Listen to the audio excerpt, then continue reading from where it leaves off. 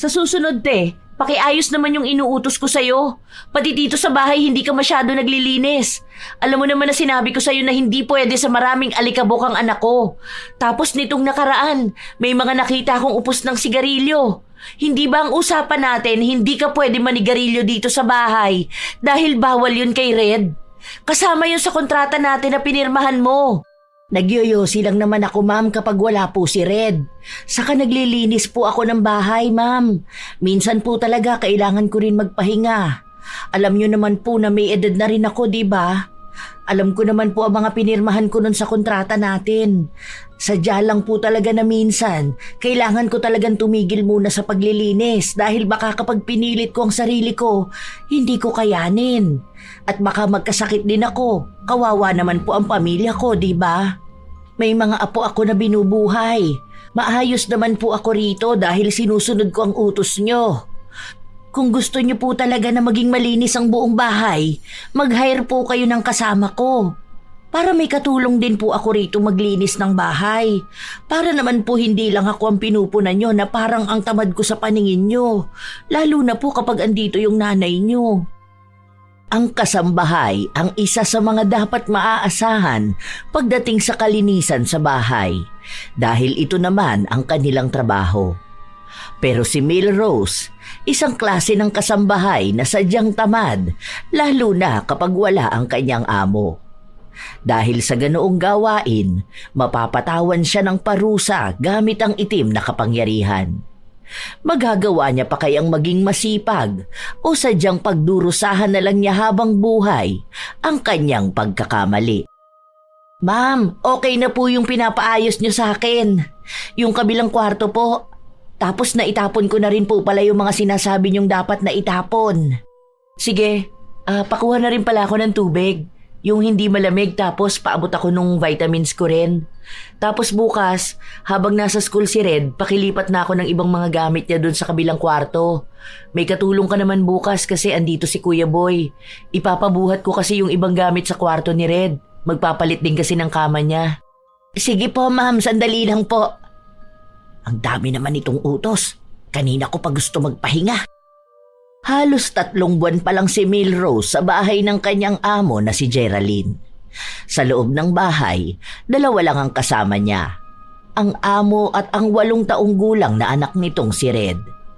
Ang sabi ni Geraldine, halos 3 taon na rin simula nung maghiwalay sila ng asawa niya. Wala naman talaga siyang balak na kumuha ng kasambahay pero dahil masyado na siyang naging abala sa trabaho, kailangan niya ng maglilinis ng bahay at ng mag-aasikaso ng pagkain ng anak niya. Lalo na at pasukan na. Hindi naman si Milrose ang nag-aasikaso sa bata dahil bago pumasok sa trabaho si Geraldine, siya ang nag-aasikaso sa anak at ang naghahatid dito papasok. May sunduri namang sasakyan si Red kapag uuwi na. At kapag naman nasa bahay ang bata, responsable naman ito kahit na nasa murang edad pa lamang. Kaya ang tanging kailangan lang gawin ni Milrose ay ang mapanatiling malinis ang kapaligiran, lalo pat may hika ang bata, kaya hindi ito pwedeng masyadong mapunta sa maalikabok na lugar. Isang araw, habang mag-isa lang sa bahay si Milrose, hindi siya agad kumikilos dahil nakahiga lang siya sa sofa habang nanonood sa kanyang cellphone. Nakakatawa naman to. Hala, ayan na. Hala. Tuwang-tuwa siya sa kanyang pinapanood kaya hindi pa niya magawang maglinis ng bahay. Alam niya kung anong oras uuwi ang amo. At 1 oras bago ito umuwi, saka lang siya maglilinis para maabutan na talagang may ginagawa siya. Pero buong maghapon siyang nakatambay at nanonood lang o kaya ay natutulog. Hindi rin niya masyadong nililinisan ang buong bahay kahit na ang utos sa kanya ay dapat walang magiging tambak na kahit anong pwedeng magdala ng alikabok sa bahay. Bukas din ang aircon para hindi siya mainitan. Hindi naman ganun kayaman si Geraldine, pero sapat naman ang kita niya para kahit paano ay mabigyan ng maayos na buhay ang anak. Malaki rin ang pasahod kay Milrose kumpara sa ibang mga normal na kasambahay. Dahil ang akala ni Geraldine ay talagang masipag sa bahay ang nakuha niyang kasambahay. Ilang sandali pa, nakahilata pa rin sa sofa si Milrose hanggang sa dumating si Red. Pumasok sa kwarto si Red pero agad ding lumabas. Ate Rose, meron pong ano sa room ko. Ipis po. O ano naman? Di patayin mo. Alam mo na nga na nanonood ako rito eh. Mamaya pa ako maglilinis, nagpapahinga pa ako. Matanda na nga ako oh. Natatakot po ako. Para ipis lang natatakot ka na. Kalalaki mong tao. Kung takot ka, mamaya na kapag natapos na ako magpahinga. Pero po magpapalit po ako ng damit. Ay, sinabi na nga na mamaya na. Hindi mo ba ako maintindihan ha? Ang tigas ng bungo mo ah. Ano ba akala mo sa akin? Pwede na lang sumunod agad kapag gusto mo? Hindi naman ikaw ang nagpapasahod sa akin. Parehas kayo ng mami mo na panay ang utos. Tumabi ka nga dyan, istorbo ka. Para sa ipis lang. Sa susunod, matuto ka magpatay ng ipis ha? Lalaki ka, dapat hindi ka takot sa mga ganito. Wala kang ibang ginawa kundi umasa sa akin. Hindi na kumibo pa ang bata. Nang mapatay na ang ipis, bumalik na sa kwarto niya si Red. Habang si Milrose naman ay nagpatuloy na sa gawaing bahay. Sa kanya lang hinugasan ang mga plato na kanina pang umaga nakatambak sa lababo. Matapos noon ay nagsalang na rin siya ng uulamin para sa hapunan. Kasunod ay ang pagwawalis niya ng mabilisan. May isa pang ang kalat, balat ng pinagkainan niya kanina. Dahil maliit lang naman ito, sinipa niya na lang papunta sa ilalim ng sofa. Hindi naman daw yun makikita ng kanyang amo. Ganon ang gawain niya sa araw-araw. Hanggang isang araw, walang pasok ang kanyang amo. Yun ang pinakaayaw niya sa lahat dahil kailangan niyang kumilos maghapon. Ate Rose, palagay naman ako nito doon sa kusina pagbalik mo. Tapos kung pwede ka na rin magluto ng merienda ni Red. Wala pang stock, ma'am. Hindi pa po kasi ako nakapamalengke. Kasi po ang sabi niyo, bukas na lang po. Ay, hindi pa ba? O sige, mag-order na lang ako tapos kunin mo na lang mamaya pag nasa labas na. Baka kasi tulog ako pag uwi ni Red eh. Para sana makakain siya ng merienda niya. Hintayin mo na lang, te. Pasok na ako sa kwarto ko. Pasunod ako nito mga maiiwan ko. Pati yung charger ng laptop. Ay, oo nga pala. Bakit hindi pa na itatapon yung mga basura dun sa CR? Ay, sorry po ma'am. Nakalimutan ko. Ilalabas ko na yun dapat kanina eh. Kaso tinawag niyo ko kaya nakalimutan ko naman. Naglinis na rin kasi ako ng sala. Sige po, mamaya itatapon ko na yun. Basta hindi pwedeng magtambak ng basura sa CR. Tapos kapag alam na hindi na kailangan, wag na rin itambak dito sa bahay. Kahapon kasi, nakita ko pa yung box ng pizza andun sa upuan sa kusina. Nung nakaraan pa tayo kumain nun, di ba? Ayun po kasi ang sabi sa akin ni Red. Meron daw po silang project kaya kailangan niya ng box. Kaso hindi na raw po yata natuloy. Ngayon ko pa lang po itatapon. O sige te, basta ate ha, alam mo naman kung ano mga ayaw ko rito sa bahay. Alam mo kung ano mga bawal kay Red. Kasi nga mahirap na kapag inatake na naman yun ng hika niya. Kaya nga ayoko may mga nakatambak na kung ano-ano at ang bilis lang kumapit ng mga alikabok. Tapos konting alikabok lang pwedeng sumpungin ng anak ko. Opo ma'am, alam ko naman po yan. Kaya nga lagi rin po ako naglilinis. Minsan po talaga may mga nakakaligtaan ako. Si Red po kasi minsan may mga dala po siyang gamit galing sa school nila. Kaya yung iba po tinatambak niya rito o kaya dun sa kabilang kwarto. Pero ang totoo ay katwiran lang yon ni Milrose. Siya talaga ang may dahilan kung bakit hindi malinis ang bahay ni na Geraldine.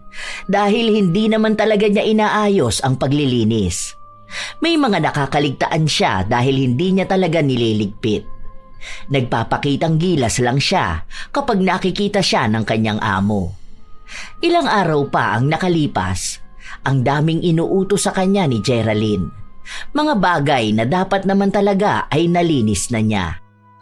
Ano ba naman yan? Hindi naman na makapagpahinga ang tao.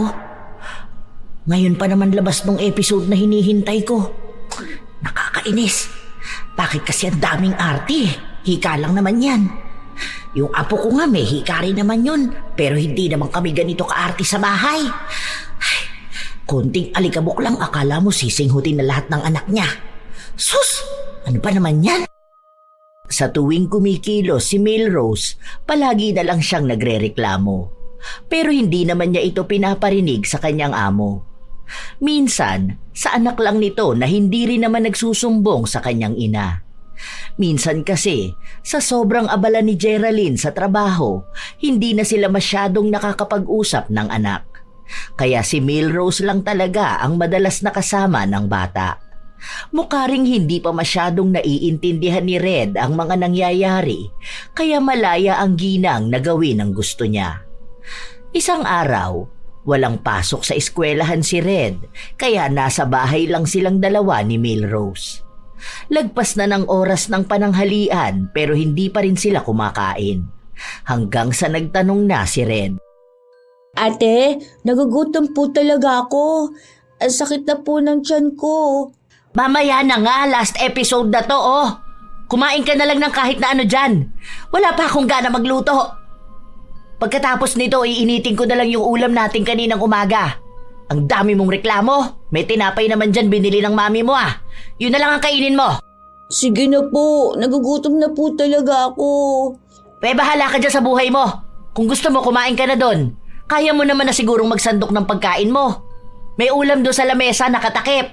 Tingnan mo na lang kung hindi pa yun sira. Kapag mabaho na, panis na yon. Doon ka na nga. Dito na ako sa nakakakilig na part ng pinapanood ko. Istorbo ka dyan. Hindi na lang kumibo ang bata. Nagpunta ito sa kusina at kumain. Habang si Milrose nakaupo lang sa sofa habang nanonood pa rin ng paborito niyang palabas. 3:00 na ng hapon nung naisipan niyang kumilos dahil nakakaramdam na rin siya ng gutom. Balak pa sana niyang kainin ang ulam sa lamesa pero pansin niyang panis na ito kaya nagluto na lang siya ng bago. Alam niya rin kasi na maagang uuwi ang kanyang amo base sa sinabi nito sa kanya kaninang umaga. Kasunod naman nun ay nagpatuloy na siya sa paglilinis ng bahay. Ilang sandali pa, lumabas ng kwarto si Red. Hawak niya ang kanyang tiyan at namimilipit ito. Ang sakit po ng tiyan ko. Aray ko po. Ay ano namang gusto mong gawin ko? Aba, pumunta ka ng banyo. Baka pati sakit ng tiyan mo gusto mong ako pa rin ang mag-asikaso sa'yo. Hindi na sakop ng trabaho ko ang alagaan ka, no? Kung gusto ng mami mo, dagdagan niya ang sahod ko para maging yaya mo. Hindi pwedeng sahod ko pang kasambahay tapos may dagdag na trabaho. Ang galing naman. Pagod na nga ako sa panay niya utos sa akin tapos sa paglilinis ko sa bahay niyo.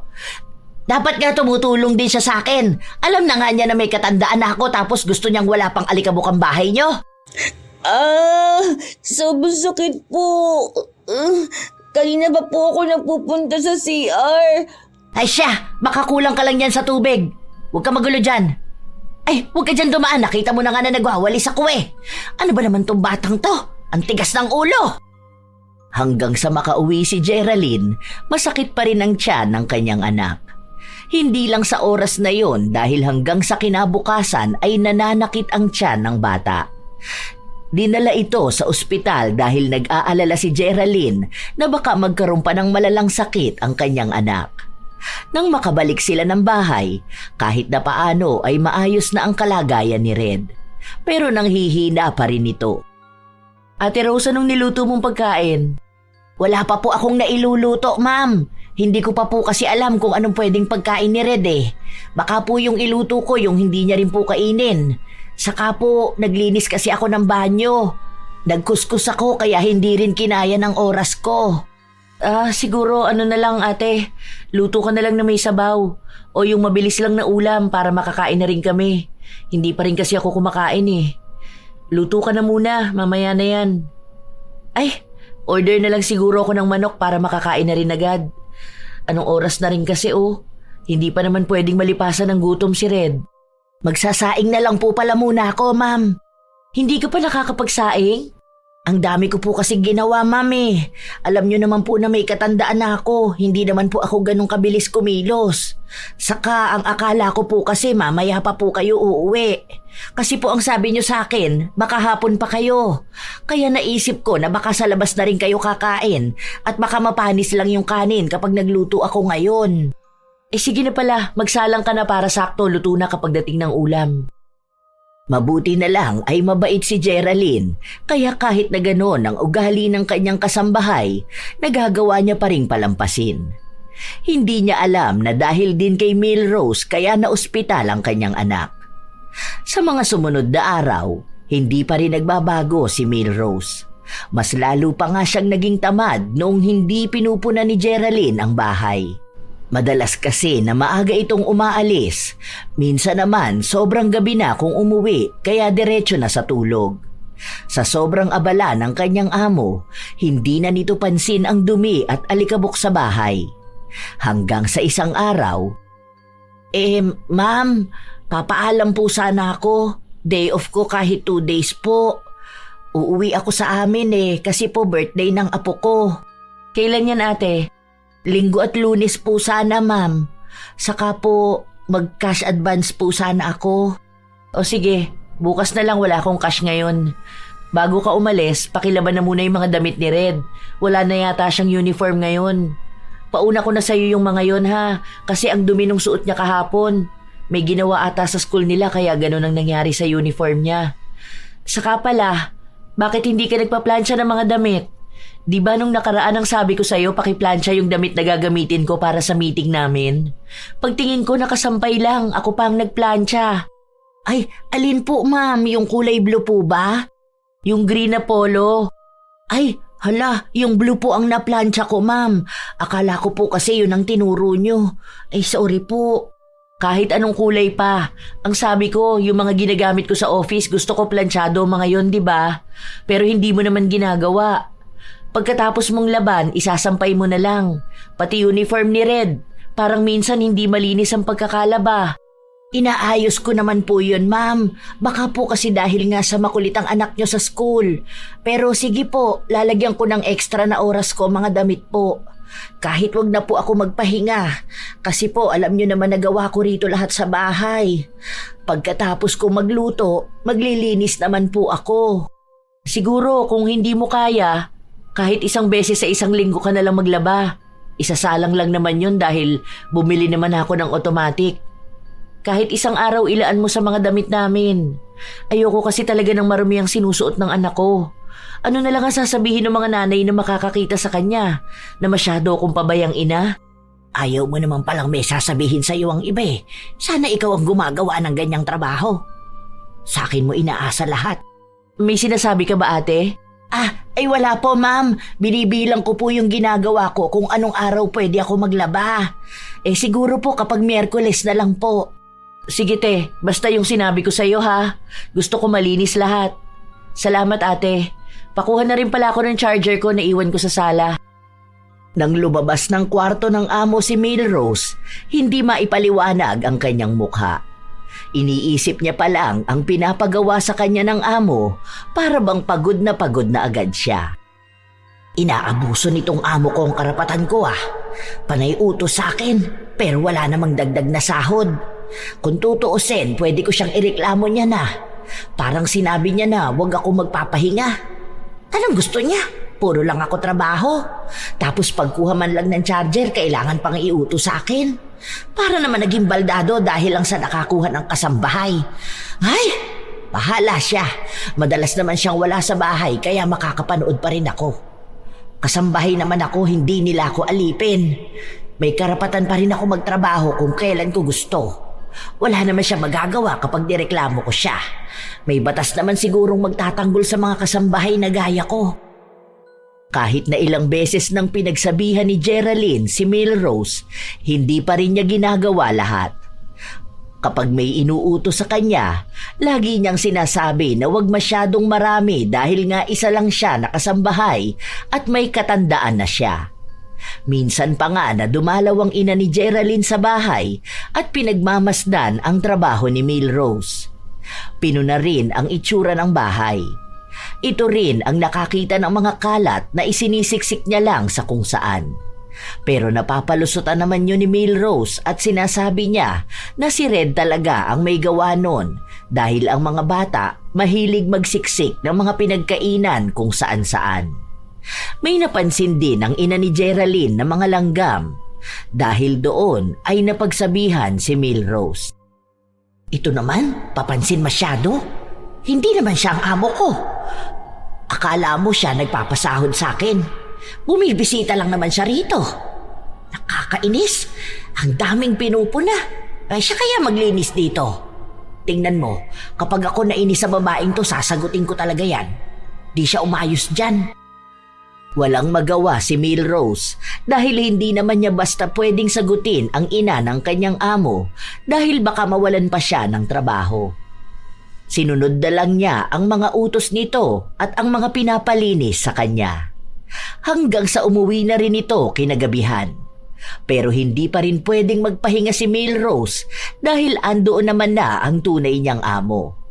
Kaya nung gabi na matutulog na siya, pagod na pagod siya.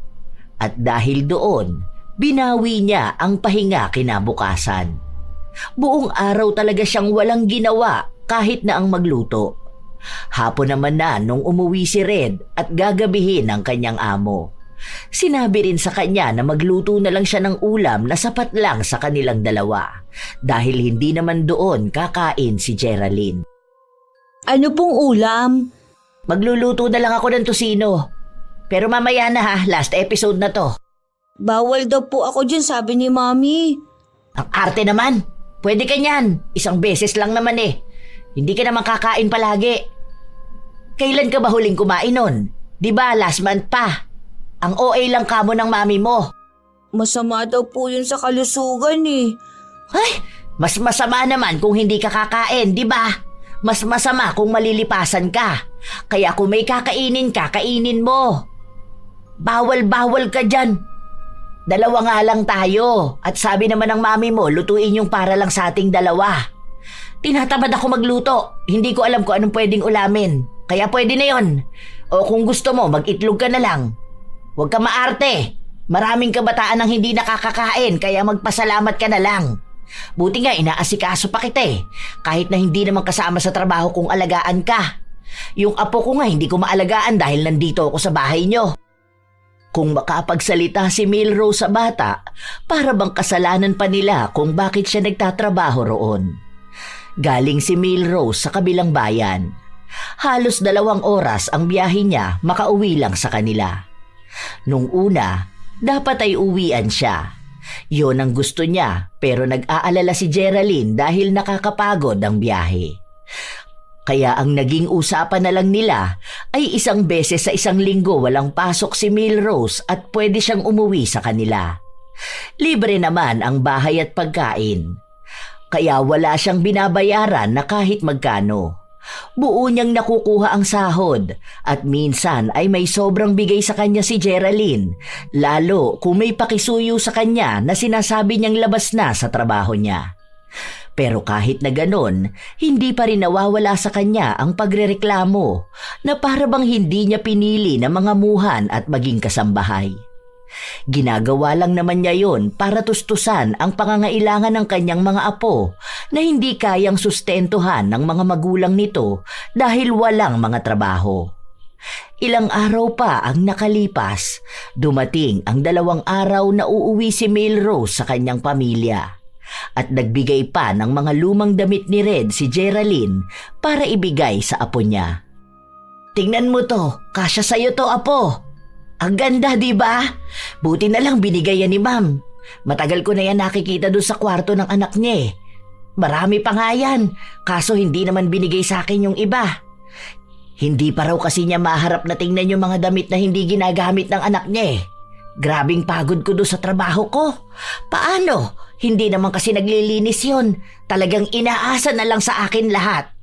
Mano sana eh, na kapag nakakita siya ng kalat o wala siyang pasok sa trabaho, magwalis man lang sana siya, di ba? Hindi naman sobrang yaman. Ano lang, sakto lang. May 4 na kwarto yung bahay, tapos naka-aircon yung sala nila. Hindi naman mansyon ang bahay pero ang arte. May hika kasi yung anak nun. Hindi raw pwede kahit alikabok. Para namang mamamatay agad anak niya kapag may alikabok ang bahay nila. Naghahanap nga ako ng batas na magsasabi na hindi pwedeng abusuhin ng pagtatrabaho ng kasambahay para hindi ako laging pagod. Hanggang sa bahay nila, walang ibang ginawa si Milrose kundi ang magreklamo kung ano-anong pinagsasasabi niya sa mga nakakausap niya. Lahat naman ng inirereklamo niya ay mga normal na dapat na trabaho ng isang kasambahay. Kahit na nasa bahay nila ang ginang, ganun din naman ang ginagawa niya. Mas naging pagod pa nga siya sa pag-aasikaso sa pamilya niya kaysa sa pagtatrabaho. Mas marami pa ang pahinga niya sa bahay ni na Geraldine kaysa sa pahinga niya noong wala siyang pasok. Ilang araw pa ang nakalipas, bumalik na ulit siya sa kanyang trabaho. Noong wala siya, ang nakasama raw ng bata sa bahay ay ang lola nito na wala raw ibang ginawa kundi ang magdaldal sa mga kalat. Naglinis daw ito at ang daming alikabok.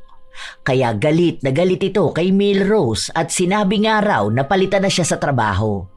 Buti na lang ay si Geraldine na lang ang nagpaliwanag na baka hindi lang yun agad nakita dahil bago nga raw umalis ang kasambahay, ang pinaasikaso sa kanya ay ang mga damit nila. Malinis naman ang bahay ngayon. Hindi na muna ako magtatrabaho dahil pagod ako sa biyahe. May ulam pa naman dyan para mamaya pag uwi ni Red. Marunong naman pala maglinis Ibig sabihin, kaya na nila yan. Para naman hindi rin ako masyadong napapagod. Lalo na at may katandaan na rin ako. Ay naku, makanood na nga muna. Buong hapon na hindi kumilos si Milrose. Halos natapos na niya ang kanyang pinapanood. Ganun siya ng halos 3 araw. Inaasikaso niya lang ang bahay at mga kalat kapag alam niyang nandyan si Geraldine. Okay na to. Hindi naman kailangang malinis na malinis tong bahay niya. Kung gusto pa niya maging sobrang linis, abay dapat kumuha pa siya ng isang katulong pa. Hindi yung ako lang ang kikilos lahat. Saka na yung pagtupi ng damit ng anak niya. Dapat nga tinuturuan yung bata na yun Ay, oo. Tama. Ako nga ang magtuturo sa bata na yon para naman matulungan ako kapag andito sa bahay. Nang magkaroon naman ng silbi. Pinuntahan ni Milrose si Red sa kwarto nito. Tulog ang bata pero ginising niya ito at inutusan na magtupi ng mga damit niya. Pagkatapos daw nun, tuturuan niya rin ang bata na maghugas ng plato. Ayan, hugasan mo lahat yan, pati yung rice cooker. Hindi po ako marunong. Kaya nga kita tinuturuan para nga maging marunong ka, di ba? Isa ka na lang po. Maglalaro pa po ako Ay, hindi pwede. Matanda ka na, dapat matuto kang kumilos dito sa bahay. Anong gusto mo? Ako na lang lahat ang gagawa? Aba, mababa ang sahod ko para maging sobrang grabe ang trabaho ko rito. Paghuhugas lang ng plato yan. Paano kung wala ako, ha? Sinong gagawa niyan? Alangan naman na ang mami mo pa. Sabi po ni Lola, dapat po kayo to. Kasi po kayo raw po ang tagalinis. Trabaho niyo raw po ito. Hay, wala akong pakialam dyan sa lola mo. Wala naman siya rito. Kung gusto niya, pumunta siya rito sa bahay niyo at siya ang maglinis. Kailangan ko rin magpahinga, no? Hindi ako robot na pwedeng lagi-laging naglilinis ang bahay niyo. Kung gusto ng lola mo, palit na lang kami ng trabaho. Siya rito sa bahay niyo maglinis palagi. Ewan ko na lang kung hindi rin siya magsawa. Nagrereklamo ang bata pero walang pakialam sa kanya ang kanilang kasambahay. Muling bumalik sa sala si Milrose. Nagbukas ng aircon at saka siya nanood. Ilang sandali pa, hindi niya inaasahan na biglang uuwi si Geraldine. Naabutan siya nitong nakahiga sa sofa. Ma'am, ang aga niyo naman pong umuwi. Bakit hindi po kayo nagsabi sa akin? Nagchat-chat naman po kayo sa akin kapag uuwi na po kayo, di ba? Nakalimutan ko magsabi Nasaan si Red? Tulog ba? May dala pa naman akong pasalubong sa kanya. Ma'am, ano po kasi? Nasa kusina po siya. Ang sabi niya po kasi gusto niya raw matuto maghugas ng plato. Alam niyo naman po ang mga bata, di ba po? Ako naman po, tinuruan ko siya. Para po alam niyo yun, maging responsable naman po siya. Sorry po ma'am kung hindi po yun pwede. Inaalala ko lang po ang magiging kinabukasan niya. Wala namang problema ron, pero bawal kasi yun masyadong mapagod eh. Bukas pa ang aircon, tapos bukas yung bintana. Baka mamaya ang taas na ng bills niyan. Bukas pa yung TV, wala naman yatang nanonood. Naglilinis po kasi ako ng bintana, ma'am. Kanina po nandito si Red, kaya po nagbukas ako ng aircon. Sabi niya po kasi naiinitan siya. Sandali po, tatawagin ko lang siya ha. Nawili na po ata doon sa kusina. Nagmadali naman si Milrose na magpunta sa kusina. Dahil ayaw niyang maabutan ng amo ang pinapagawa niya sa anak nito. At para hindi rin agad na makapagsumbong ang bata. Hoy! Psst, bilisan mo. Tama na yan. Andyan ang mami mo. Huwag kang magsusumbong sa kanya, ha? Kapag nagsumbong ka, nako, aawayin talaga kita kapag wala siya. Sige na, pumunta ka na doon. Umayos ka, ha? Tayo lang ang madalas na magkasama. Yari ka talaga sa akin. Palaging tinatakot ni Milrose ang bata. At dahil nga bata pa ito, madali siyang nasisindak. Dahil sa ganoong pangyayari na bigla ang umuuwi si Geraldine nang walang sinasabi sa kanyang kasambahay, naging maingat na ang ginang sa kanyang pagpapahinga. Minsan pa nga ay naiinis siya, lalo pat hindi siya makapanood ng maayos dahil pinapakiramdaman ang paligid, baka bigla na lang pumasok sa loob ng bahay ang kanyang amo. Isang hapon, habang nagsisimula pa lang sa paglilinis ng bahay si Milrose, umuwi ang kanyang amo at kasama na naman ito ang ina. Ano ba naman to? Ito na naman siya, oh! Puro puna na naman to sa akin. Bakit kaya hindi na lang siya ang maglinis dito sa bahay nila? Masyadong papansin eh. Bakit kaya hindi na lang siyang kinuhang kasambahay, di ba? Tutal, mukha namang mas magaling pa siya sa akin. Para alam niya kung gaano ba kahirap maglinis ng bahay araw-araw. Sinabi ng ina ni Geraldine na ang daming alikabok sa gilid-gilid. Tinuro pa ang mga agiw sa loob ng kwarto ni Red. Dahil doon, pinagalitan ni Geraldine ang kanilang kasambahay. Di ba Ate Rose, ang sabi ko sa'yo dapat laging walang alikabok sa loob ng kwarto ni Red? Ma'am, wala naman po yan kahapon. Kasi po lagi ako naglilinis ng kwarto po ni Red. Pagpasok niya pa lang po sa school, inuuna ko po talaga yung kwarto niya. Malinis po yan, ma'am. Ewan ko lang po bakit bigla naman nagkaroon ng ganyan. Ate, dapat alam mo yan dahil umpisa pa lang, sinabi ko na sa'yo na ang palagi mong babantayan ay yung mga alikabok o yung mga bagay na pwedeng mag-trigger sa hika ng anak ko. Yun naman po talaga mamang ginagawa ko. Pero siguro po may mga hindi ako nagagawa dahil po busy ako sa ibang bagay. Tulad po ng pagluluto at paglalaba po. Ma'am, isa lang naman po kasi ako rito sa bahay niyo. Itong air purifier, nilinisan mo na bang filter? Every 2 to 4 weeks to ha? Ginawa ko na po yan last week, ma'am. Kahit po tingnan nyo yan, malinis pa po yan. Bakit may mga tambak na namang gamit dito? Di ba pinalipat ko na sa'yo to nung nakaraan? Hindi mo ba to inaleste? Ay naku ma'am, hindi ko po alam. Baka po kinuha na naman ni Red. May isa pa nga pong laruan siyang kinuha eh. Minsan po kasi hindi ko napapansin ang ginagawa niya. Isa rin to sa babantayan mo, Teha. Kapag may kukunin man si Red, pagtapos na siya, huwag itatambak dito sa kwarto niya. Isa kasi yan sa nagiging dahilan kung bakit nagkakaroon ng alikabok. Alam mo naman po ang bata, minsan kahit na pagsabihan, hindi nakikinig. Kayo na lang ang sumunod sa mga ginagawa niya. Total, ikaw naman ang naglilinis ng kwarto niya. Alam mo na yung kung ano yung mga kailangan tanggalin. Opo, ma'am. Tatandaan ko po lahat ng sinabi niyo. Kahit po anong abala ko sa trabaho, lagi kong susundan ang tingin ng anak niyo, kahit po hindi niya ako yaya. Pakunwari lang na sumasang-ayon si Milrose, pero ang buong katotohanan ay inis na inis siya sa mga nangyayari. Ayaw pa naman niya sa lahat ay ang pinagsasabihan siya. Lalo na kapag minamanduhan siya ng mga bagay na dapat niyang ginagawa. Ang gusto niya kasi, kikilos siya base sa kung ano ang gusto niya, hindi sa kung ano ang gusto ng may-ari ng bahay. Ilang araw na natili sa bahay ang ina ni Geraldine, kaya bantay sarado si Milrose. Tila makalkulado ang bawat niyang galaw at dapat ay tama ang ginagawa niya. Dapat malinis talaga ang buong bahay. Dahil doon, lalo namang nainis ang ginang.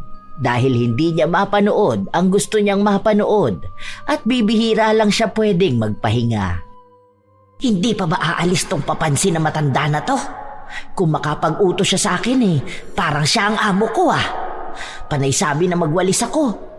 Parang tanga lang. Dapat hindi na to nagpupunta rito Kapag ako nagreklamo ko sa agency ko, ay naku tingnan mo tapos tong mga to. Baka sila pa ang magbayad ng malaki sa akin. Hindi ako pinagpapahinga Karapatan ko naman yon. Buisit Bakit kasi isa lang ang kinuha nilang kasambahay? Gusto pala nila maging malinis ang bahay. Kinabukasan, umalis na rin ang babaeng kinaiinisan ni Melrose, kaya naging malaya na naman siyang maging tamad sa loob ng bahay. Ang ilang araw niyang pagtatrabaho ng sunod-sunod, binawi niya naman ng pahinga. Buong maghapon na naman siyang walang ginawa at kapag kakain si Red, pinapainit niya lang ang natira nilang ulam. Hindi rin siya nagsasaing hanggat hindi pa umuuwi ang kanyang amo. Ate, may daga ako nakita doon po sa kusina. Daga lang yan. Ano naman? Ngayon ka lang ba nakakita ng daga, ha? Dirty po yun. Ang arte mo naman bata ka. Sa mundong to, marami talaga ang mga daga. Huwag ka nga maging maarte dyan. Akala mo talaga anak ka ng presidente ng Pilipinas. Pati daga kailangan pang pakialaman. Kung hindi ka naman inaano ng daga, huwag mong pansinin. Ano? Bakla ka ba at takot na takot ka sa daga? Normal lang yon. Lahat ng bahay may ganyan. Huwag mo ipaproblema sa akin. Iniinis mo na naman akong bata ka Pero gumagapang po siya doon sa mga plato po sa lababo po. Tapos po parang kinakain po nila yung mga nakadikit na pagkain po. Ay! Huwag kang magulo dyan. Alam mo ikaw bata ka, kapag ang ganda ng pinapanood ko palagi kang umi-eksena. Para kang lola mo Masyado kayong papansin. Pagod ako ha. Nagpapahinga ako. Hindi mo ba nakikita na ilang araw akong pagod? Kung may daga doon, hayaan mo. Pagod ako. Nakakadiri po kasi. Baka po tayong magkasakit. Hindi pinakinggan ni Melrose ang bata.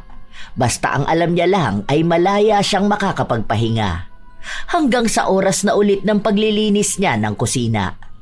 Kita niya ang tambak na hugasin simula pa kaninang umaga. Mga nakatiwangwang lang ito. Tumigas na ang kanin sa sandok. Pero sa halip na pagtuunan ng pansin ang pagsisigurado na malinis yon, basta niya lang hinugasan. Ay, okay na to. Ang mahalaga, nahugasan at natanggalan dumi. Bakit kailangan pambanlian to? Ang aarte ng mga tao na to hindi naman mayayaman. Ang sabi lang naman sa akin, basta laging malinis ang kwarto ni Red, yun na lang ang pagtutuunan ko ng pansin. Bahala sila dyan sa ibang gawaing bahay.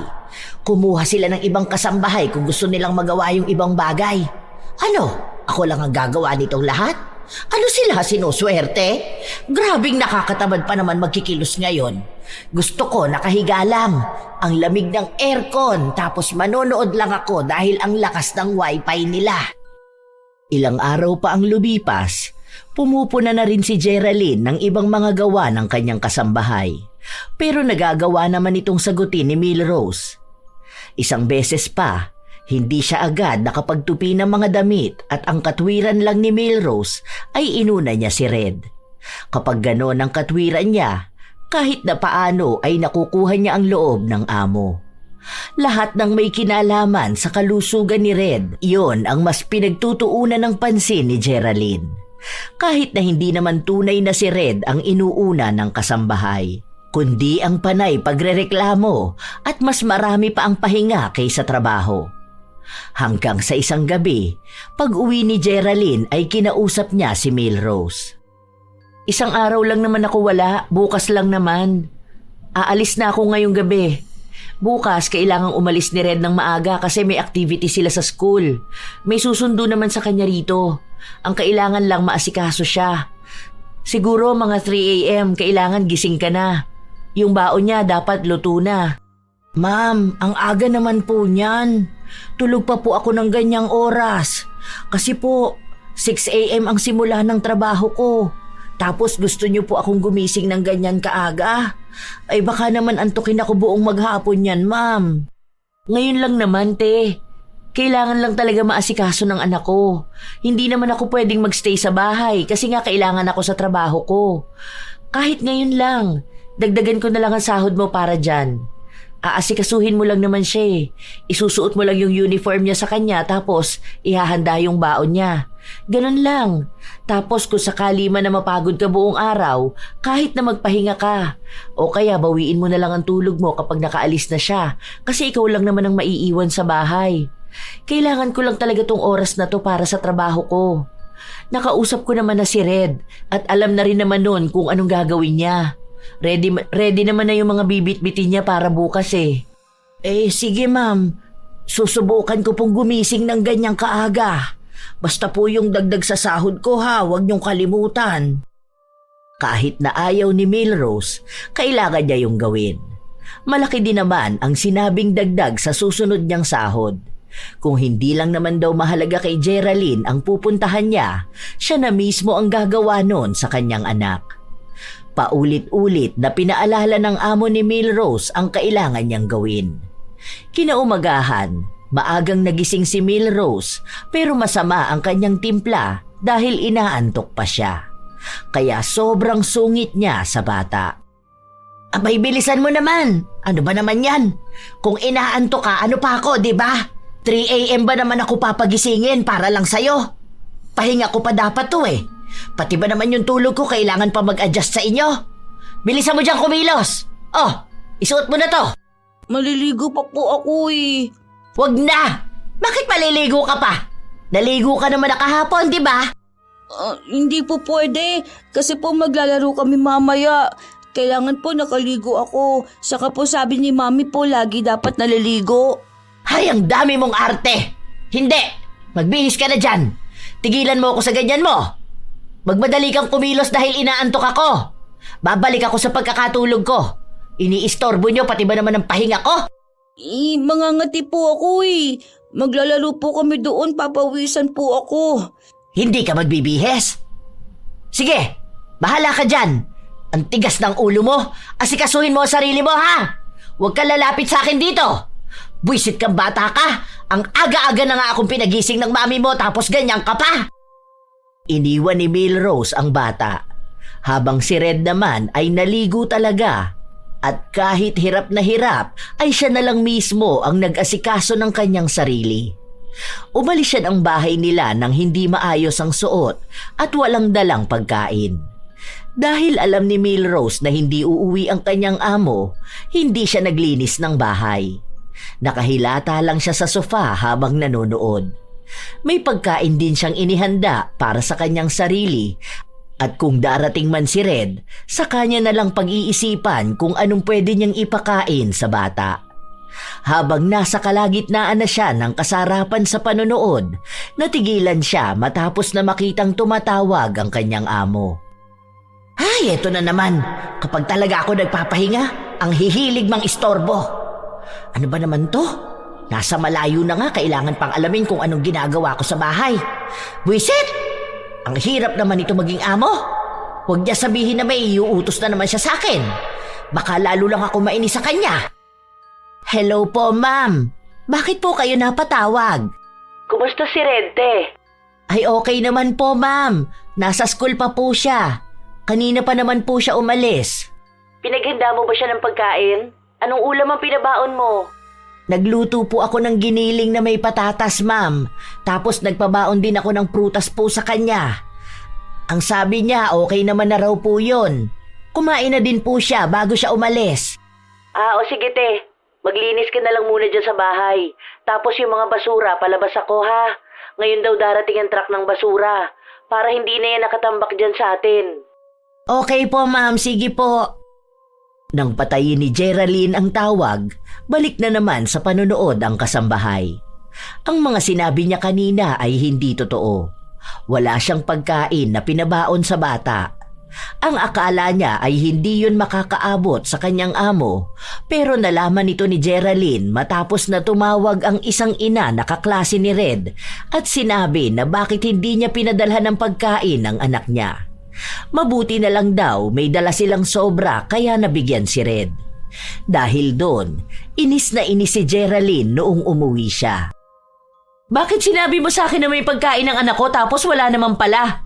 Nagbuka pa ako masama doon sa mga magulang ng mga kaklase ni Red. Saka ano yung sinabi niya na ang gulo ng itsura ng anak ko? Ay, hindi ko po alam sa kanila, ma'am. Kasi po, inasikaso ko naman po si Red. Tapos ngayon ko lang po nakita na hindi niya nadala yung baon niya. Ang alam ko po, nilagay ko yun sa bag niya eh. Kaso po, inalis niya ata tapos nakalimutan na rin niya. Pinakain ko naman po sa kanya pag uwi niya. Sa susunod, pakiayos naman yung inuutos ko sa'yo. Pati dito sa bahay hindi ka masyado naglilinis. Alam mo naman na sinabi ko sa'yo na hindi pwede sa maraming alikabok ang anak ko. Tapos nitong nakaraan, may mga nakita akong upos ng sigarilyo. Hindi ba ang usapan natin hindi ka pwede manigarilyo dito sa bahay dahil bawal yun kay Red? Kasama yun sa kontrata natin na pinirmahan mo. Nagyoyosi lang naman ako, ma'am, kapag wala po si Red. Saka naglilinis po ako ng bahay, ma'am. Minsan po talaga kailangan ko rin magpahinga. Alam nyo naman po na may edad na rin ako, di ba? Alam ko naman po ang mga pinirmahan ko nun sa kontrata natin. Sadya lang po talaga na minsan, kailangan ko talagang tumigil muna sa paglilinis dahil baka kapag pinilit ko ang sarili ko, hindi ko kayanin. At baka magkasakit din ako. Kawawa naman po ang pamilya ko, di ba? May mga apo ako na binubuhay. Maayos naman po ako rito dahil sinusunod ko ang utos nyo. Kung gusto niyo po talaga na maging malinis ang buong bahay, mag-hire po kayo ng kasama ko. Para may katulong din po ako rito maglinis ng bahay. Para naman po hindi lang ako ang pinupunan nyo na parang ang tamad ko sa paningin nyo. Lalo na po kapag andito yung nanay nyo. Naiintindihan ko naman, Kaya nga hindi kita pinipilit magtrabaho, di ba? Na may pahinga ka naman talaga. Pero sana, alam mo kung anong lugar mo, kung anong trabaho mo. Matagal ka ng kasambahay, marami na ring amo ang nakahalubilo mo. Sana alam mo kung ano yung ayaw at gusto ng mga amo mo. Lalo na sa akin dahil ako, nag-iingat lang ako para sa anak kong may sakit. Hindi kumibo si Milrose pero sa kalooban niya ay may inis siyang nararamdaman. Nang matapos ang buong araw, nasa loob siya ng kanyang kwarto kung saan kausap niya ang kanyang anak sa cellphone. Diba? Bakit naman ganun ang sasabihin niya sa akin? Naiinis ako kasi kahit naman sabihin na amo ko siya mas matanda naman ako sa kanya. Ang inaano ko, sana ayusin niya rin ang sarili niya. Bakit kaya hindi niya subukan na dito siya sa bahay? Tulungan niya ako maglinis, diba? Sa busy nga siya sa trabaho niya kaya napapabayaan niya ang anak niya. Tapos pati ba naman yon iaasa niya sa akin? Ano? Dahil ba sa pinapasahod niya lang ako? Ang galing niya naman. Sumang-ayon naman ang kanyang anak. Kahit na hindi naman kinuwento ni Milrose ang ginawa niya. Para kasi sa mga anak niyang binubuhay niya, siya lang palagi ang tama. Kung sasalungat sila sa sinasabi niya, natatakot sila na baka hindi na siya magbigay ng pera. Kaya kahit na may mali siya, wala ni isa sa pamilya niya ang handang magtama sa kanya. Kahit paulit-ulit na lang na ibang tao ang sinisisi niya sa pagiging tamad. Ito pa ha, pati ba naman yung kasiyahan ko na pagyoyosi kailangan pa niyang sitahin? Ano, porkit ba't andito ako sa kanila, ang gusto niya kontrolado niya rin ang buhay ko? Aba, hindi naman pwede yun. Pwede ko siyang ireklamo nito sa agency ko. Ang pagiging reklamador at tamad ni Milrose ang dahilan kung bakit siya natanggal noon sa dati niyang pinapasukan. Nahuli kasi siya ng kanyang amo na buong maghapon walang ginagawa at tuwing sahod ay mahilig siyang bumali. Minsan, kapag inuutusan siya, matagal pa bago niya gawin. Kasama na yon sa kanyang record, kaya walang kumukuha sa kanya. Sadyang hindi lang yon nakita ni Geraldine dahil nagmamadali rin siya noong araw na pipili siya ng kasambahay. Nakita niya kasi na ilang dekada na rin kasambahay si Milrose, kaya umasa siya na maayos itong magtrabaho. Hanggang sa nagpatuloy ang pagiging tamad ni Milrose. Minsan, kahit na umuwi na ang kanyang amo, ang dami pa ring kalat ng bahay. Kung hindi pa yon sisitahin, hindi pa niya lilinisin. Isang araw, naabutan ni Geraldine na nakatambak ang mga plato sa lababo. Ate Rose, pwede bang pagkatapos kumain maghugas ka na agad ng plato? Huwag naman ganun na itatambak pa sa lababo. Alam mo naman na ayoko ng ganun, di ba? Tingnan mo, tutong na yung mga kanin na nakadikit sa kutsara. Tapos hindi man lang isalansa ng maayos ang mga hugasin. Ang sakit sa mata makakita ng ganun. Gagawin ko po sana kanina yan, ma'am. Kaso nga lang po, bigla naman po sumakit ang mga kamay ko. Nagpahinga po ako saglit. Kaso po, nakita ko marumi ang kwarto ni Red, kaya po naglinis ako. Ang tagal ko po, kasi nga po, itinaas ko pa yung kama. Baka po kasi marami ng alikabok sa ilalim. Tapos, nagpalit ako ng sapin ng higaan niya. Sige pala, hugasan mo na yan tapos banlian mo lahat ha. Alam mo naman na allergic ako sa dumi. Matapos yung sabihin ni Geraldine ay umalis na rin siya dahil pagod siya buong maghapon. Kinabukasan, walang pasok si Geraldine kaya nanatili siya sa loob ng bahay. Kung saan nagpapakitang gilas na naman si Milrose para ipakita na ang dami niya talagang ginagawa. Pero ilang sandali pa ay narinig ni Milrose na may kausap sa cellphone ang kanyang amo. Mukhang naghahanap ito ng bagong kasambahay. Ang buong akala niya ay magdadagdag ng tao sa bahay, pero ang totoo ay naghahanap na ng kapalit niya. Nalaman niya lang ito matapos na magsabi sa kanya ang kanyang agency. Nangamba siya na mawalan ng trabaho at baka mahirapan na naman siyang makahanap ng bagong amo. Kaya kinausap niya si Geraldine. Ma'am, sige na po. Huwag niyo naman po akong paalisin dito. Kailangan po ng pamilya ko ng tulong ko eh. Ako lang po ang may maayos na trabaho para sa kanila. Ang babata pa po ng mga apo ko. Kung mawawalan po ako ng trabaho, baka po sila hindi makapag-aral. Sige na, ma'am. Ano po bang ginawa kong mali kaya gusto niyo akong alisin? Pansin ko kasi na hindi maayos ang trabaho mo, Ate Rose. Kita ko yung mga damit namin, hindi maayos ang paglalaba mo. Tapos ang dami ko nakikitang kalat sa bahay. Sa mga sulok-sulok. Tapos madalas ka mo na pagod ka. Baka kasi dahil tumatanda ka na rin. Naaawa naman ako sa'yo pero kasi hindi mo na kaya ang trabaho mo. Baka magkasakit ka rin. Ang kukunin ko na lang yung mas bata pa. Ma'am, sige na po. Huwag naman po sana ganito, ma'am. Parang awaan niyo na po. Pangako, aayusin ko po ang pagtatrabaho ko. Huwag niyo lang po akong palitan. Pinapangako ko po sa inyo na hindi po kayo magsisisi na ako po ang kinuha niyong kasambahay. Nadaan ni Milrose ang kanyang amo sa pag-iyak niya rito. Kaya hindi natuloy ang pagpapalit ng kasambahay. Para makuha ulit ang loob ni Geraldine, nagpakita ng kasipagan si Milrose. Inayos niya ang paglalaba ng mga damit, ang buong bahay at sinigurado niyang walang makikitang mali ang kanyang amo. Hindi niya kasi akalain na nagmamasid lang si Geraldine. Ang buong akala niya kasi ay hindi nito napapansin ang kanyang katamaran dahil lang sa hindi siya nito pinagsasabihan. Nakuha nga ulit ng ginang ang tiwala ng kanyang amo. Hanggang sa nakampante na naman siya. Kaya balik na naman siya sa kanyang pagiging tamad.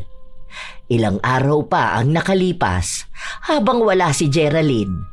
Nakatambay lang ang kasambahay habang kanina pa nagpapausok ng kanyang sigarilyo. Kaya napalabas ang bata sa kanyang kwarto. Ate Rose, pwede po wag po kayo magganyan? Mag-ano? Huwag ako magyosi? Bakit mo ba pinapakialaman ang kasiyahan ko, ha? Ano yan? Bakit nagtatakip ka ng ilong mo? Ang arte mo naman. Bawal po kasi sa akin yan eh. Bawal-bawal ka dyan. Walang bawal sa'yo. Puro lang kamo kaartehan ng mami mo. Sa bahay nga namin, yung anak ko naninigarilyo yun noon kahit baby pa ang anak niya. Behika rin yun, pero okay naman. Sinasanay ka lang kasi ng mami mo sa mga mali-maling paniniwala na bawal-bawal. 2 beses pang binugahan ni Milrose ng usok ang bata sa mukha nito. Matapos noon ay bumalik sa loob ng kwarto ang bata. Matagal siya roon hanggang sa lumabas ulit si Red na para bang hirap na hirap itong huminga. Hindi siya makapagsalita. Hinihila niya lang ang damit ni Milrose. Ano ba? Para kang tanga dyan. Huwag ka nga malikot dyan. Ano ba? Bitawan mo ang damit ko. Oh, ano na namang kaartehan yan ha? Hindi ka makahinga. Wala yan. Okay lang yan. Kailangan mo lang sanayin ang sarili mo. Kapag nasanay ka na, yung katawan mo na ang mag-a-adjust hanggang sa hindi ka nahihikain. Okay lang yan. Itulog mo lang yan. Hinayaan lang ni Milrose ang bata hanggang sa nahimatay ito sa kanyang harapan. Hindi pa niya ito nais na bigyan ng pansin pero sakto naman na dumating ang ina nito. Kaya nagpanggap na lang si Milrose na nag-aalala siya. Nataranta na rin kasi si Geraldine sa nangyayari sa kanyang anak. Si Geraldine lang ang nagsugod sa ospital. Kaya ang daming kaartehan ng bata na yun sa katawan eh. Konting sakit, takbo sa ospital. Kaya mas lalong nagiging sakitin. Okay na yun. Sana magtagal sila sa ospital para walang mag-uutos sa akin sa bahay. Pwede na siguro ako magpahinga. Okay na to. Bakit pa ako maglilinis wala naman sila? Gaya nga ng hiniling ni Milrose, matagal na nanatili sa ospital si Red. Hindi ito makalabas hanggat hindi nagiging maayos ang kalagayan nito. Kaya masaya ang ginang, lalo pat hindi siya kumikilos sa loob ng bahay. Panay lang siya nood. Nagluluto lang siya kapag magsasabi ang kanyang amo, kaya kapag wala, pagkain niya lang ang niluluto niya. Halos 3 araw na ganun, kaya 3 araw din naging maalikabok ang bahay. Isang hapon, umuwi si Geraldine. Ate, bakit hindi pa malinis dito sa bahay? Itong kwarto ni Red, hindi pwedeng maalikabok to kasi uuwi na siya bukas. Baka atakihin na naman yun. Pakipalitan yung sapin niya ha, pati punda at kumot. Tapos ilabas na muna yung mga laruan niya. Basta walang kahit na anong alikabok. Ganun po ba? Sige po mamaya maglilinis ako dyan. Tatapusin ko lang po itong pinapagawa niyo sa akin. Isa-isa lang po ma'am kasi isa lang naman ang katawan ko. Hindi ko naman kayang pagsabayin yan lahat. Tapos yung CR, bakit naninilaw naman yung inidoro? Tapos yung mga basura dun, ang dami pang mga buhok. Di ba ang sabi ko gusto ko palaging malinis ang bahay lalong-lalo na sa CR? Saka simula ngayon, huwag ka nang maninigarilyo ha. Yun kasi ang nakakapag-trigger ng hika ng anak ko eh. Pakiusap ko naman sa'yo. Kung ayaw mo matanggal sa trabaho, huwag mo naman yun gawin. Kung hindi mo talaga kaya, sana sa labas ka ng bahay. Yung malayo sana sa maaamoy ng anak ko. Ma'am, hindi naman po ako naninigarilyo malapit kay Red. Alam ko naman po na bawal sa kanya yun. Kahit na nasa kwarto ang anak ko, maaamoy niya pa rin yun. Alam mo naman kung gaano siya kasensitive, di ba? O kung dito sa loob ng bahay, kapag lumabas siya ng kwarto, maaamoy niya pa rin yun dahil kulob dito.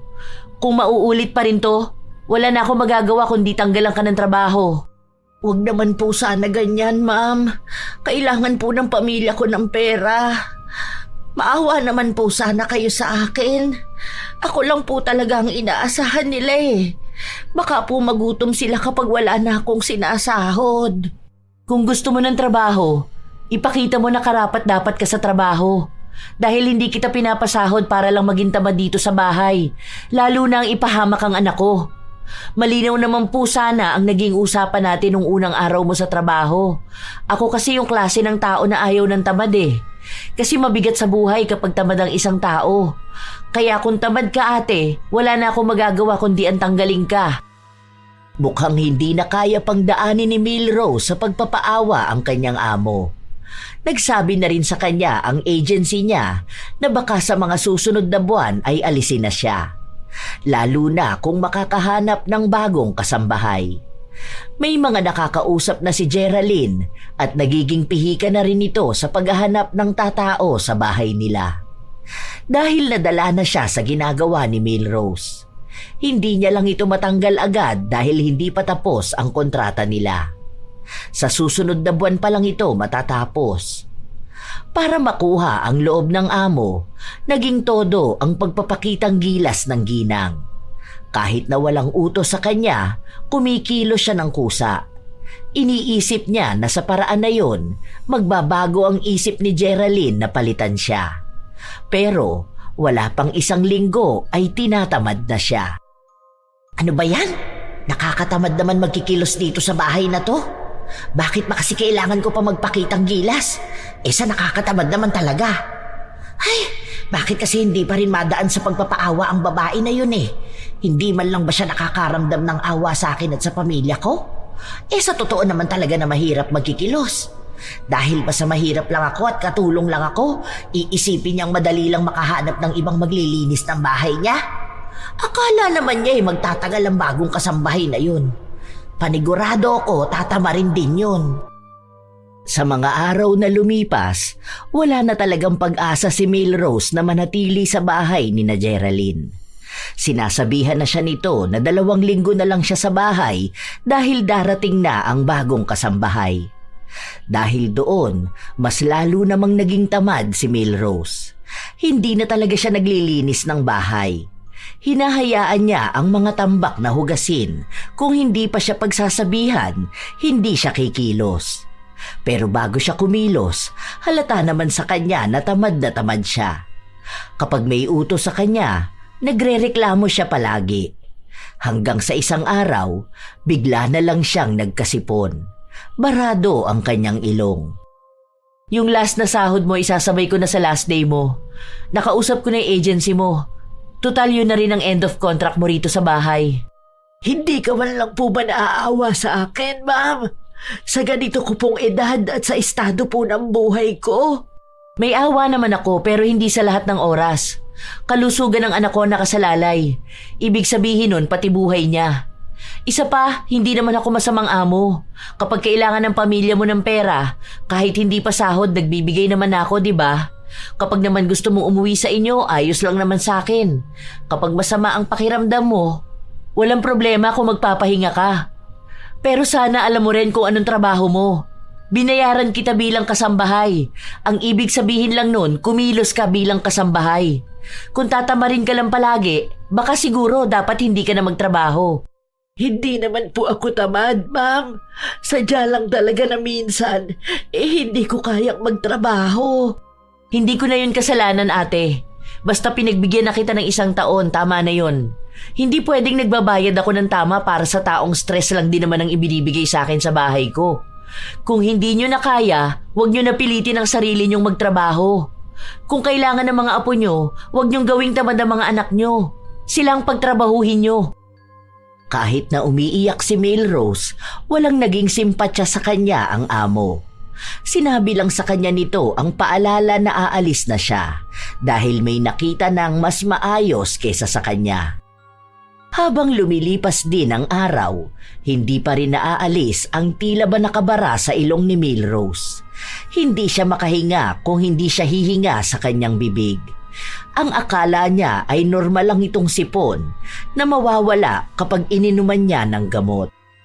Pero hindi. Dahil noong nalaman ni Geraldine na binugahan niya ng usok ng sigarilyo si Red at hinayaan niya lang ang bata kahit humihingi ito ng tulong sa kanya, ay pinakulam niya si Melrose. Alam ni Geraldine na mali ang ginawa niya, lalo pat matanda na ang gagantihan niya. Pero paraan niya yon para iparana sa ginang kung ano ang pakiramdam ng isang tao na nahihirapang huminga. Ay, ano ba naman ito? Bakit babarado tong ilong ko? Nagsuog na ako, hindi pa rin nawawala. Ang hirap nito, natutuyo ang lalamunan ko kapag laging nakabuka ang bibig ko. Buisit naman hindi pa ba ito matatanggal? Bakit kaya nagbara tong ilong ko? Baka kasi ang dumi ng bahay nila at ako ang naglilinis ng alikabok. Nagkasakit na ako, tapos aalisan pa ako ng trabaho. Ay, hindi naman ito makatarungan. Pwede ako magsampa ng kaso nito sa amo ko. Gustong kasuhan ni Melrose si Geraldine pero hindi pumayag ang agency na tulungan siya. Dahil baka sa halip na si Geraldine ang makulong ay siya pa.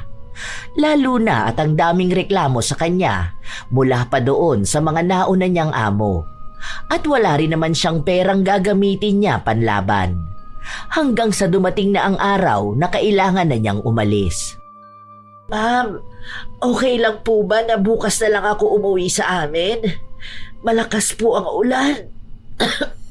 Tapos, masama po ang pakiramdam ko. Tapos, barado pa ang ilong ko. At nahihirapan akong huminga kapag po inuubo ako. Sige, wala namang problema sa akin. Kahit bukas ka na umuwi kapag maayos na ang panahon. Ma'am, baka naman may chance pa ako. Kung noong wala kang ang sakit, hindi ka na makapagtrabaho ng maayos. Ngayon pa kaya? Tingnan mo nga sa bibig ka na humihinga tapos inuubo ka pa. Magpahinga ka na lang, Ate Rose, para naman makauwi ka na bukas. Ma'am, sige na po.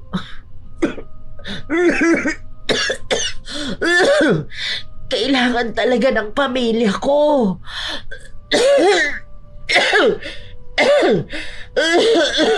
Kung kailangan pala ng pamilya mo, bakit nagsayang ka ng opportunity? Nabigyan ka na ng trabaho kahit na ganyan na ang edad mo tapos hindi mo pa inayos ang trabaho mo.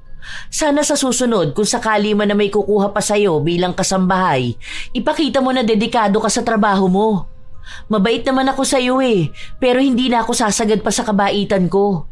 Maayos kitang pinatapos ng kontrata. Kahit pwede na ako mag-file ng reklamo sa katamaran mo.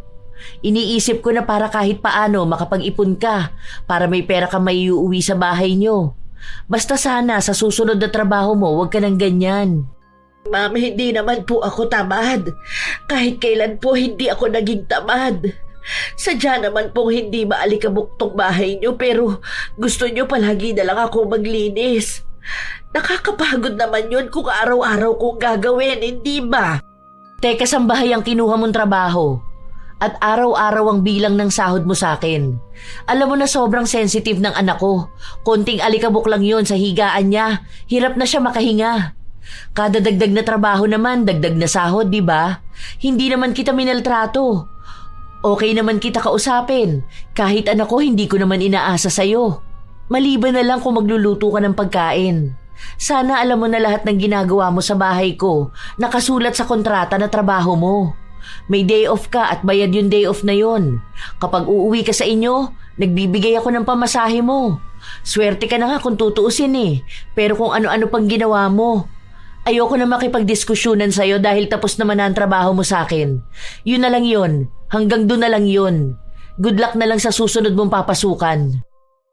Kahit na ganon, hindi pa rin nakarinig ng paghingi ng tawad si Geraldine mula sa kanyang dating kasambahay.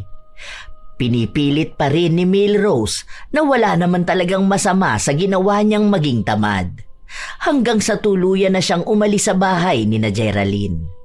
Pagka-uwi niya sa kanila, hindi pa rin nawawala ang pagiging barado ng kanyang ilong. Minsan, kapag naman inuubo siya, sadyang hirap siyang makahinga. Tinanggap na lang niya ang ganoong sitwasyon.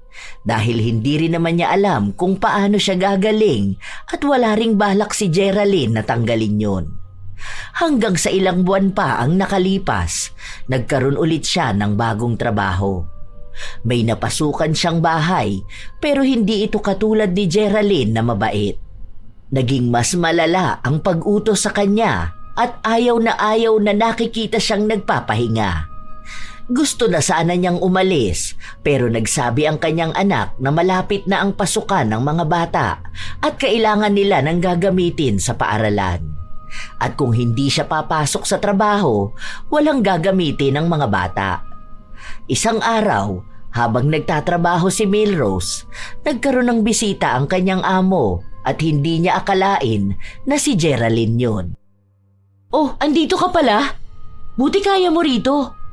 Ilang kasambahay na ang umalis dito dahil sa sobrang higpit ni Julia.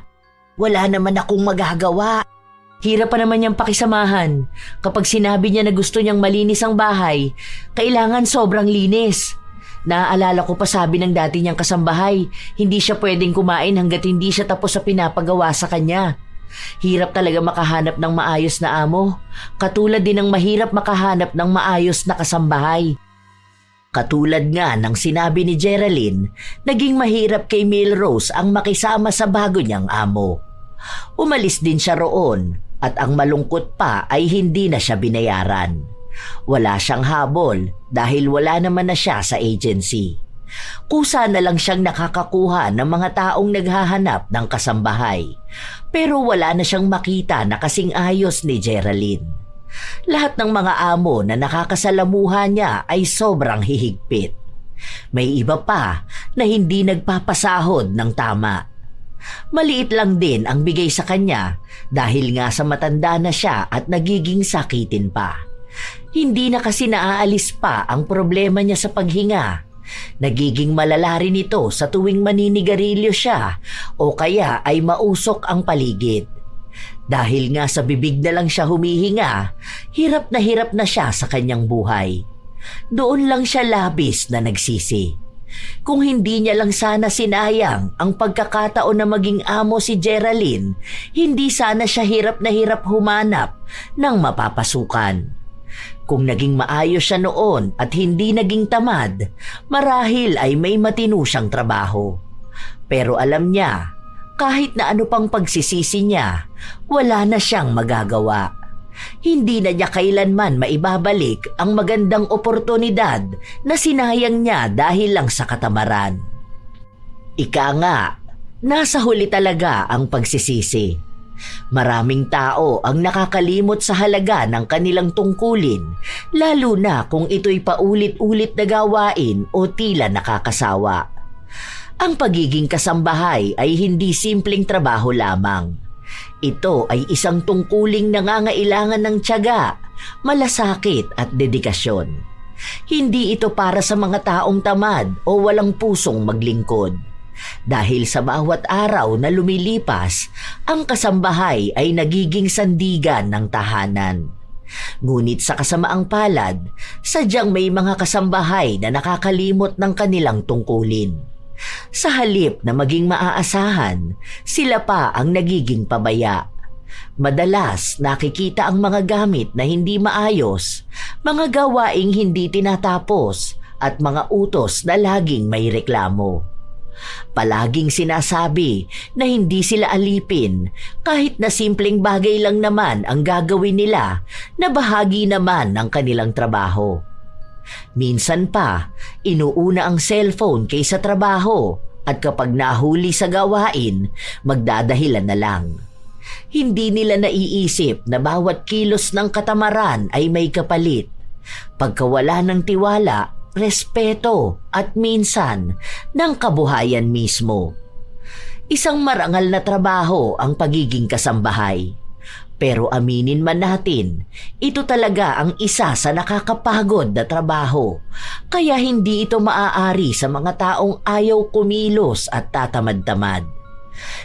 Naway sa anumang trabaho, makitaan ng kasipagang gawin ang tunay na tungkulin.